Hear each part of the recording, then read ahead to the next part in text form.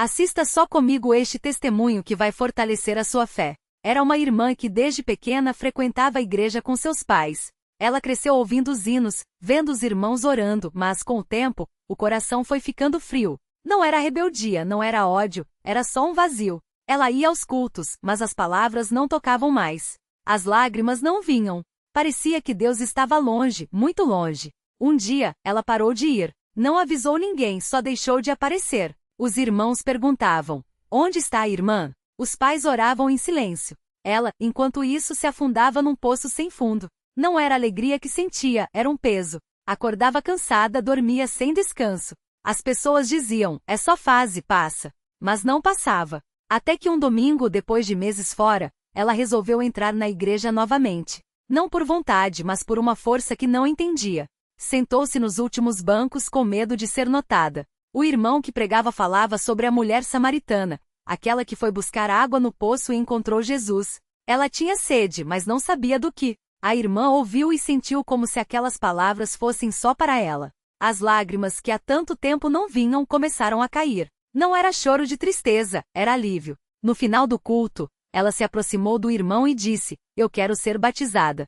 Ele olhou para ela e perguntou: você crê que Jesus Cristo é o Filho de Deus? Ela respondeu: creio. Não foi um batismo com fogos de artifício, não foi um milagre instantâneo. Foi água, foi oração, foi a mão do irmão a segurando enquanto ela saía das águas. Mas algo tinha mudado. Os dias seguintes não foram fáceis. A depressão não sumiu como mágica. Mas agora ela tinha uma coisa que não tinha antes: esperança. Não era mais um vazio, era uma luta. E ela sabia que não lutava sozinha. Os irmãos oravam por ela. A mãe colocava as mãos em sua cabeça e dizia: Deus não desampara os seus. Ela começou a ler a Bíblia não por obrigação, mas por necessidade, como quem bebe água depois de muito tempo no deserto. Um dia ela estava sentada no banco da igreja, e o irmão que pregava falou: Deus não tira a prova, mas Ele dá força para passar por ela. Ela entendeu que não precisava ser forte sozinha, que podia ser fraca, que podia chorar, que podia dizer: Senhor, eu não aguento.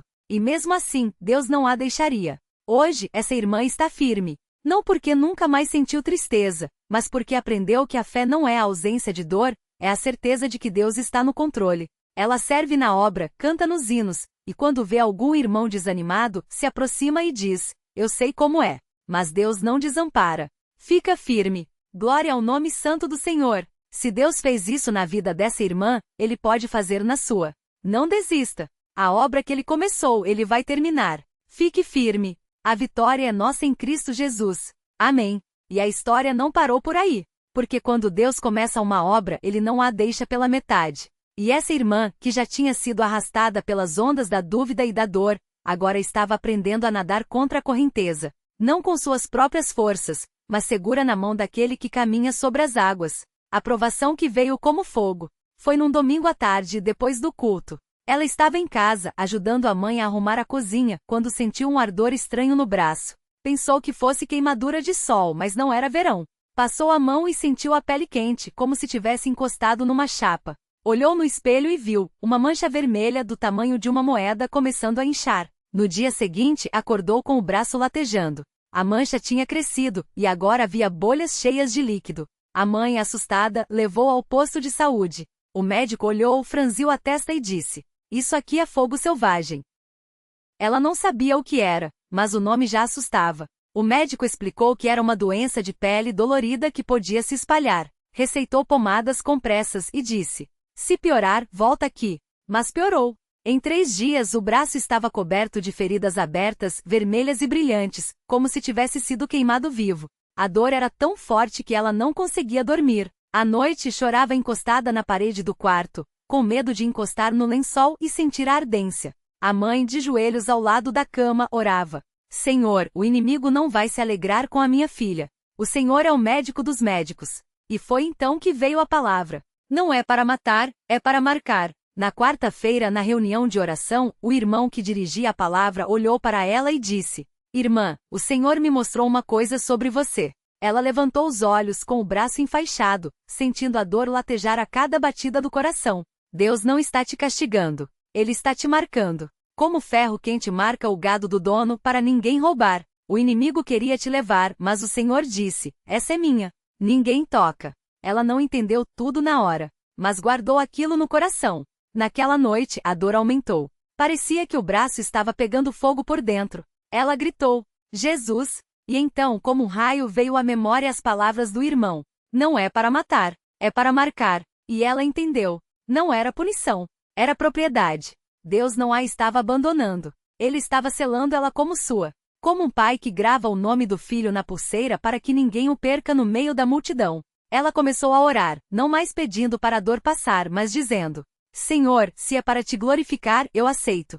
Marca-me, Senhor. Sou tua. E algo mudou. Não foi milagre instantâneo. As feridas ainda doíam, ainda demoraram semanas para sarar. Mas agora cada dor era um lembrete. Você é minha.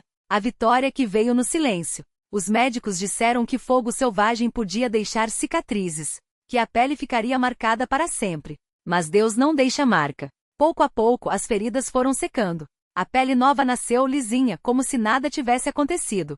Os médicos ficaram surpresos. Isso aqui não é normal. Geralmente fica sequela. Ela sorriu e pensou: claro que não é normal. Porque não foi remédio que curou. Foi Deus. E então veio a maior prova de todas: o chamado para a obra. Um domingo, depois do culto, o cooperador responsável pela mocidade se aproximou dela e disse: Irmã, o Senhor tem falado no meu coração sobre você. Ela sentiu o coração acelerar. Você passou por coisas que muitos não aguentariam. Mas Deus te guardou. Agora, Ele quer que você ajude outros que estão passando pelo mesmo. Ela olhou para as próprias mãos. Mãos que tinham sido marcadas pela dor, mas agora estavam curadas. Mãos que Deus queria usar. Começou a servir na mocidade. Não como quem dá conselhos de cima, mas como quem sabe o que é estar no fundo do poço e ser puxada para cima. Quando via um jovem desanimado, se aproximava e dizia: Eu já estive onde você está. Mas Deus não desampara. Ele marca a gente para ninguém roubar a gente dele. E muitos ouviram. Muitos ficaram. Porque a história dela não era só dela. Era prova de que Deus não desiste de ninguém. O dia em que ela entendeu tudo. Anos depois, ela estava sentada no mesmo banco da igreja onde um dia tinha chorado, desesperada. Agora, olhava para a mocidade, para os jovens que ela ajudava, para as famílias que tinham sido restauradas. E o Espírito Santo lhe mostrou uma coisa. Aquele fogo selvagem não tinha sido acaso. Deus permitirá não para destruí-la, mas para queimá-la do que não prestava. Como o ouro na fornalha, o fogo queima a escória, mas não destrói o ouro. Ele o purifica. Ela entendeu que toda dor tinha um propósito. Que todo choro tinha um galardão. Que Deus não tira a prova, mas dá força para passar por ela. E então ela se levantou e disse: Se Deus fez isso na minha vida, Ele pode fazer na sua. Não importa o que você está passando, fique firme. A obra que Ele começou, Ele vai terminar. Glória ao nome santo do Senhor, porque a vitória não é nossa, é dele. E Ele nunca perde uma batalha. Amém. O anzol que não solta. Foi num culto de domingo à tarde, daquele jeito simples, sem alarde, que o irmão que estava à frente da congregação falou algo que fez o coração dela parar por um segundo. Há aqui uma irmã que tem um filho como um peixe fisgado no anzol da graça. Deus já o pegou, mas ele ainda se debate. Mas o Senhor diz: Eu não largo o que é meu. Ela sentiu o sangue gelar. Meu filho. Não era possível. Há quanto tempo ela não ouvia nem o nome dele na igreja? Há quanto tempo ele sumia depois do serviço, dizia que ia para a praça, para a casa de amigos, para qualquer lugar menos ali, onde a mãe dobrava os joelhos em silêncio. Mas ali estava. A palavra era para ela. E ela não disse nada a ninguém. Só guardou no coração, como Maria guardava as coisas de Jesus. Porque ela já tinha aprendido. Deus não precisa de ajuda humana para cumprir o que Ele fala. Basta a gente não atrapalhar. O silêncio que falava. Os meses passaram. Ele continuava sumido. Às vezes chegava em casa com cheiro de cerveja, outras vezes com os olhos vermelhos de noites mal dormidas. Uma vez ela encontrou um papel amassado no bolso da calça dele, o endereço de um centro espírita na cidade vizinha. Meu Deus, ela pensou, até onde ele foi parar? Mas não gritou, não xingou, não fez cena. Só entrou no quarto, fechou a porta, ajoelhou-se e disse: Senhor, o Senhor disse que ele é teu. Então eu entrego de novo. Mas se o Senhor não segurar, eu não aguento vê-lo se perder. E chorou. Não choramingou. Chorou daqueles choros que doem no peito, que deixam a gente sem ar. Mas quando se levantou estava em paz. Porque a oração que sobe em lágrimas desce em vitória. A noite que mudou tudo. Foi numa sexta-feira por volta das 10 da noite. Ele tinha saído cedo do serviço. Disse que ia encontrar uns amigos. Mas não foi pra praça. Não foi pro bar. Dessa vez foi pro endereço do papel amassado. O centro espírita ficava num sobrado velho, com as paredes descascadas e um cheiro de velas queimadas. Dentro, o ar era pesado. Ele sentou num banco de madeira, ouvindo aquelas palavras que não entendia direito, mas que prometiam limpeza espiritual, cura para o que a medicina não cura. Até que de repente ele sentiu algo estranho. Não era medo. Era como se uma mão invisível o puxasse para trás. Você não pertence aqui, uma voz falou dentro dele. Não era a voz dos guias. Era outra. Mais forte. Mais real. Ele se levantou tão rápido que a cadeira rangeu. Saiu quase correndo, como se estivesse sendo perseguido. E de certo modo, estava. Mas não pelo que ele pensava. Quando chegou em casa, a mãe estava na sala, costurando. Levantou os olhos e viu o rosto dele. O que foi, filho? Ele não respondeu. Só entrou no quarto, jogou-se na cama e chorou. Chorou como não chorava desde criança. E foi ali, naquelas lágrimas, que ele ouviu de novo. Volte para mim. O dia do encontro. No domingo seguinte, ele apareceu na porta da igreja. Não entrou. Ficou parado, olhando para dentro, como se não soubesse se era bem-vindo. Foi quando o irmão cooperador de jovens, o mesmo que anos antes tinha falado da barganha, passou por ele e parou. Você veio para ficar ou para olhar? Ele baixou a cabeça. Não sei se ainda tenho lugar aqui. O irmão sorriu. Lugar, todo mundo tem. O que você precisa saber é se ainda quer. E foi isso. Não teve sermão. Não teve pressão. Só uma verdade nua e crua. Deus não força ninguém, mas também não desiste de ninguém. Ele entrou. Sentou no fundo. E quando o culto começou, ele sentiu aquilo de novo. Aquele tremor nas mãos, aquele calor no peito. Como se algo dentro dele estivesse acordando. As águas que lavam o passado. Quando anunciou o batismo, ele se levantou. Não foi fácil. Teve que enfrentar olhares, comentários, aquele medo de o que vão pensar. Mas quando desceu aquelas escadas da piscina, ele não estava mais olhando para trás. Estava olhando para frente. E quando saiu da água, foi como se um peso de anos tivesse sido tirado das costas. Eu me sinto novo, ele disse ao irmão que o batizou. Não é sensação, irmão. É realidade. O que Deus perdoa, ele esquece. E dessa vez, ele creu. A cura que veio sem pressa. O fogo selvagem não sumiu do dia para a noite. As marcas ainda doíam. Os remédios ainda eram necessários. Mas algo tinha mudado. A dor já não definia mais a história dele. A cada culto, a cada oração, as feridas iam sarando. Não do jeito que os médicos falavam, isso vai deixar cicatriz, mas do jeito que Deus faz, sem marca. Um dia ele olhou no espelho e viu. A pele estava lisa. Como se nada tivesse acontecido. Mãe, ele chamou, mostrando o braço. Olha. Ela olhou, sorriu, e disse só uma coisa. Eu te falei. Deus não deixa marca. O anzol que agora segura outros. Hoje ele está ali na frente da mocidade. Não como um herói. Não como um exemplo de perfeição.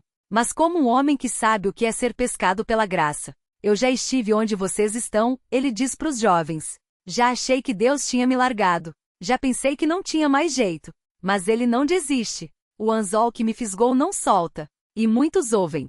Muitos ficam. Porque a história dele não é só dele. É prova de que quando Deus marca, ninguém apaga. A última palavra. Hoje de manhã, antes do culto, ele estava lá no fundo da igreja, de joelhos. Não por obrigação. Por gratidão. Senhor, ele disse, eu não merecia. Mas o Senhor me deu. Não era para mim. Mas o Senhor me escolheu. Eu não entendia. Mas o Senhor me ensinou. E quando se levantou, tinha uma coisa que não tinha antes, certeza.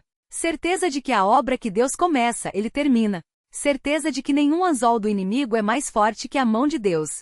Certeza de que até o que o mundo chama de perdido, para ele tem endereço.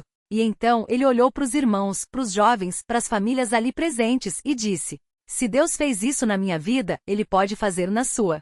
Não importa o que você fez. Não importa para onde você foi. O que importa é para onde você quer ir. Porque a vitória não é nossa. É dele. E ele nunca perde uma batalha. Glória ao nome santo do Senhor. Amém.